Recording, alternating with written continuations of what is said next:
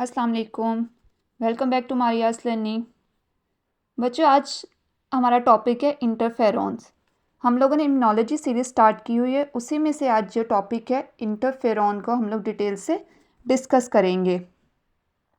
पढ़ेंगे कि कैसे के इंटरफेरॉन्स क्या होते हैं, कितने टाइप्स के होते हैं, कैसे ये इम्यून रिस्पॉन्स को जनरेट करते हैं, या इनका क्या मैकेनिज़्म होता है इम्यून रिस्पॉन्स को जनरेट करने में। तो चलें फिर स्टार्ट करते हैं।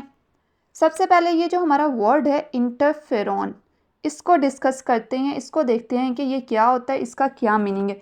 बेटा यहाँ पर ये जो वर्ड इंटरफेरॉन ये निकला है इंटरफेरेंस से।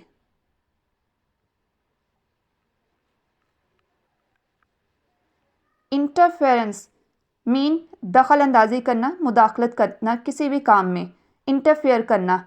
अब ये किस चीज़ में इंटरफेयर करते हैं और किस तरह करते हैं, इस सब को हम लोग डिटेल से थोड़ी देर बाद देखेंगे। सबसे पहले हम लोग देखते हैं कि इंटरफेरॉन्स जो होते हैं ये हमारे पास होते क्या हैं, इनकी क्या प्रॉपर्टीज़ होती हैं। बेटा ये टाइप होते हैं साइटोकाइंस के, या एक फैमिली है साइटोकाइंस की। अब ये साइटोकाइंस क्या होते हैं, लास्ट टाइम हम लोगों ने इसको बहुत डिटेल से डिस्कस किया है हमारे एक टॉपिक के अंदर। उसका लिंक जो है वो डिस्क्रिप्शन बॉक्स में, अगर आप में से किसी ने नहीं देखा तो आप वहाँ से जाके उसको देख सकते हैं। मेरी सजेशन आपको यही होगी कि आप पहले साइटोकाइंस वाले जो लेक्चर है उसको देखें, फिर आपको इजीली समझ आ जाएगा इंटरफेरॉन्स क्या होते हैं। लेकिन मैं यहाँ पर थोड़ा सा आपको ओवरव्यू दूंगी कि साइटोकाइंस क्या होते हैं। बेटा ये सेल सिग्नलिंग मॉलिक्यूल होते हैं, सेल सिग्नलिंग मॉलिक्यूल्स,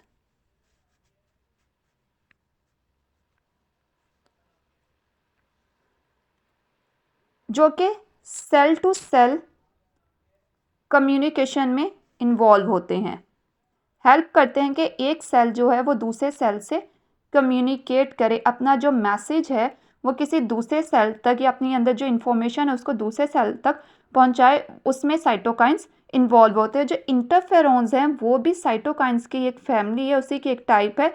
तो डेफिनेटली जो इंटरफेरॉन्स होंगे वो भी सेल टू सेल कम्युनिकेशन में, सेल सिग्नलिंग में इन्वॉल्व होंगे। अब हम लोगों ने डिस्कस किया था कि साइटोकाइंस जो होते हैं वो प्रोटीनेशियस नेचर के होते हैं, प्रोटीन से बने होते हैं। इंटरफेरॉन भी डेफिनेटली प्रोटीन से बने होंगे। प्रोटीन्स में भी एक स्पेशल क्लास आती है और वो आती है ग्लाइकोप्रोटीन। ग्लाइकोप्रोटीन्स क्या होते हैं? वो प्रोटीन जिनके अंदर थोड़ा सा रेजिड्यू जो होता है कार्बोहाइड्रेट्स का भी प्रेजेंट होता है। तो प्रोटीन के अंदर कार्बोहाइड्रेट्स के अटैचमेंट होती है, तो वो होते हैं ग्लाइकोप्रोटीन्स।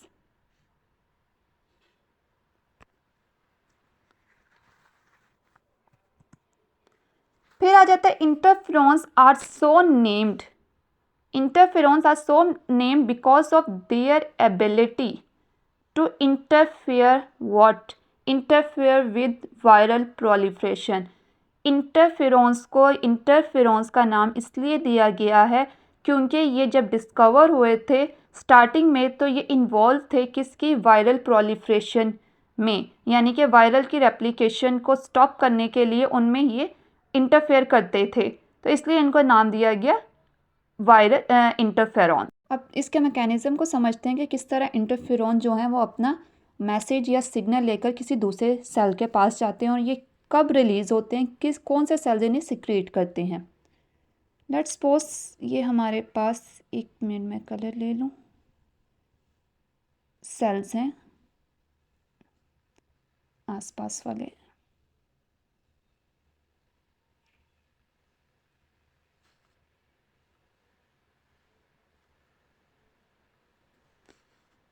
इनको नेम दे देते हैं ए सेल, बी सेल और सी सेल।